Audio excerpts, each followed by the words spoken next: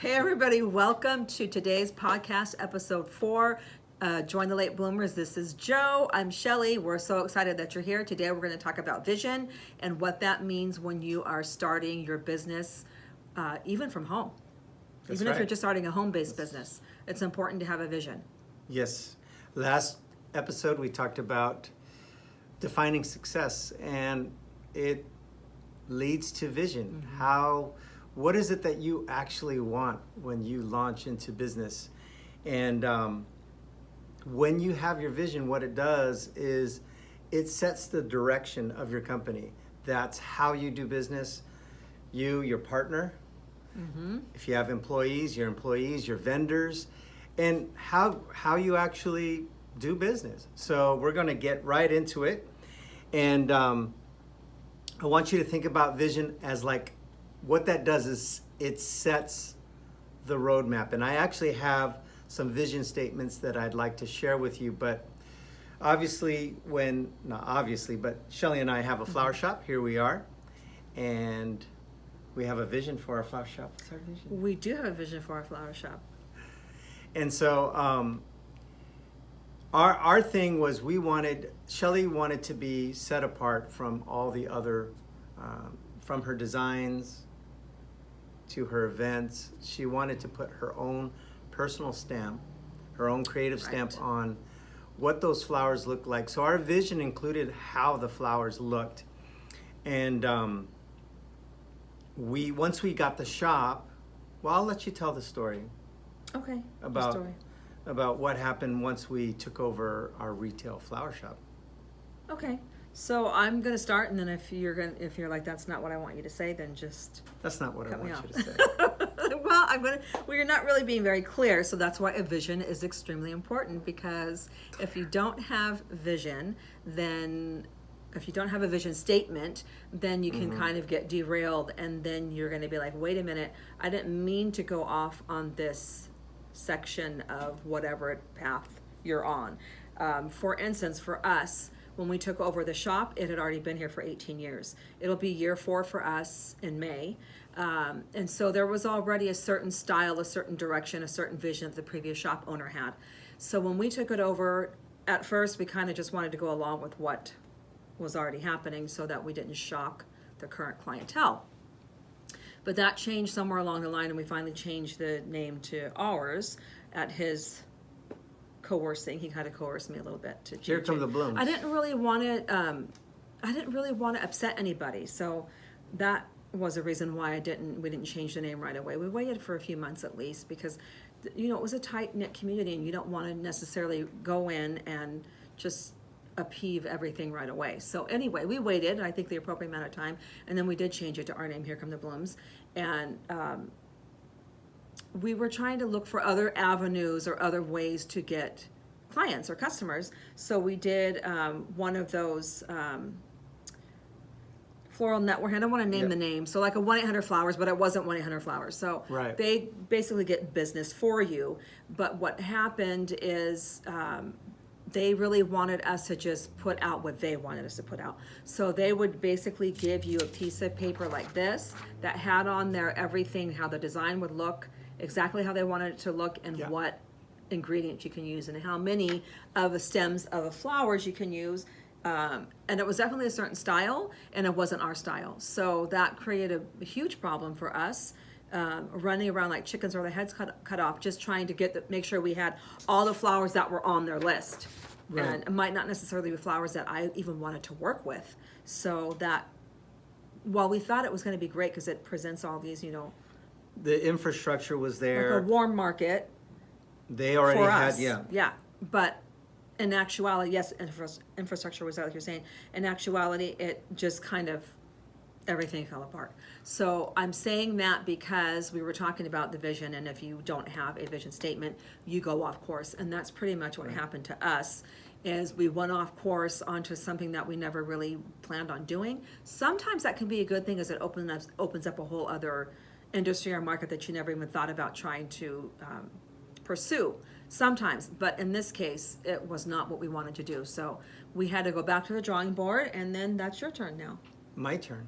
Well, when I watched you, we joined we were part, so let's rewind. We were part of 3 networks, all national. And the first one that we joined actually fit Yeah. Yep. our culture and our vision because it was a network that allowed you to create your own designs. And it wasn't the corporate design of the other 2. But when we did join the other 2, we got a lot of business. We got orders, a lot. a lot of orders every day. But what I noticed at some point, I don't know, weeks or a few months into it, you weren't happy. You weren't happy regardless of how much business we were doing. You were so busy, and but you weren't happy because it wasn't what you wanted to do. Right. So what we did is we eliminated the other 2 networks. And we kept the one And we kept the one that we had from the beginning. It was the one that we had from the very beginning stages of when we were still working out of the home studio. Yeah. So that was the one that we had from the beginning, and it definitely fit our vision. And so let's talk about that.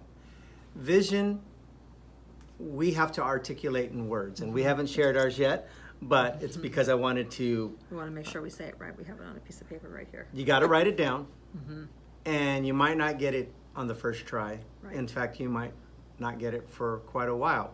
But think about how you define success, what is closest to your heart as far as what That's good. you want to do, what drives you, and then go ahead and write this vision. And so what I did is I found somebody who wrote about vision on medium.com. His name is Eric Dvornchek. He's a branding expert, and he said, when the brand vision clicks, it will reflect and support the brand strategy. It will differentiate your brand from competitors and resonate with customers. That's good. That was big for us, resonating with Yes. customers. It will also energize and inspire employees and partners. And finally, it will help you come up with ideas for marketing. That's good. So, if you don't have a vision, your brand might drift. It just might go all over the place.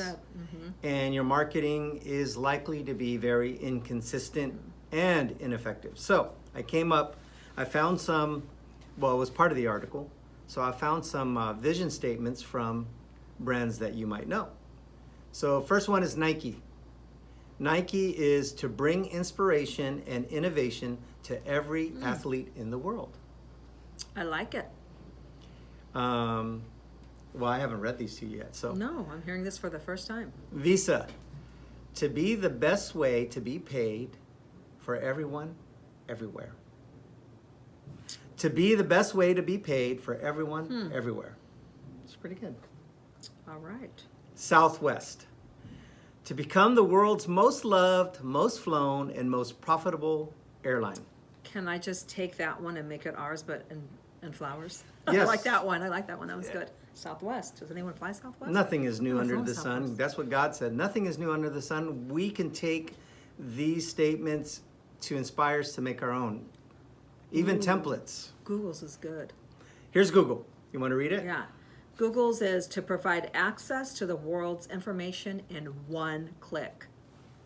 And Yes, they have. they've How many of us here rely on Google, yes. even for marketing purposes? Disney. Any Disney fans out there? Woohoo! To be the world's leading producer and provider of This is entertainment true. and information. How many of you out there cried when Disneyland closed and the shutdown? We cried over here. I thought, if Disneyland's still open, everything's going to be okay. And Disneyland stayed open for like another month after they're saying the shutdown happened last year. And then when they closed, I'm like, oh no. Okay. Well, they're go. going to open up soon. They are opening soon. For you, by the way, listeners that don't know, we are literally 15, 20 minutes Yeah. away from Disneyland. Yes. So, I can see it over there. No, just kidding. Okay, go. Sorry. Tesla. Now that's a brand. To create the most compelling electric car company of the first Good. 21st century. 21st century. Oops. McDonald's to be the world's best quick service restaurant experience. Notice they said nothing about burgers. No, they didn't say Nothing real about word. fries They didn't. or their shakes. Or their sodas.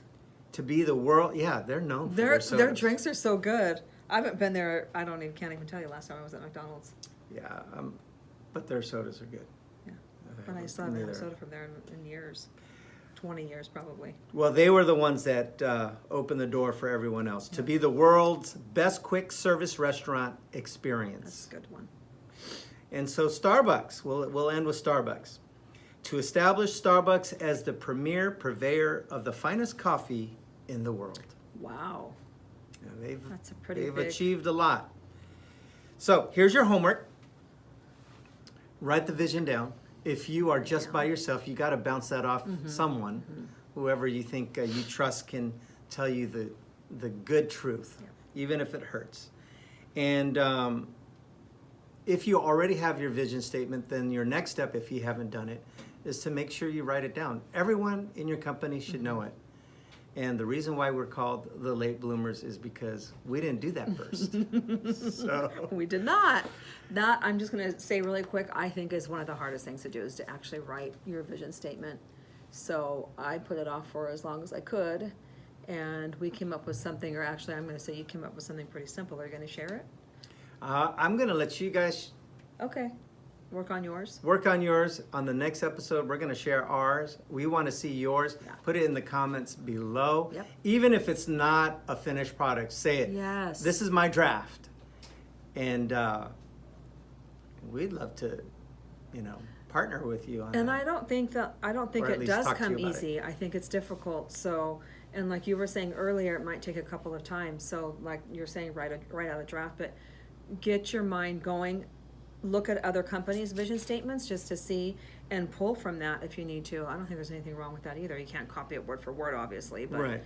but pull some ideas from that and see where it takes you. Yeah, you can't say to bring inspiration and innovation to every athlete in the world if you make candy. We know that, but you know what I mean. Come on, Joe. Thanks for joining us today. We'll see you in the next episode. If you're liking this video, if it's being a blessing to you, please like, subscribe, hit that notification bell, and share this. All right. We'll see you next time.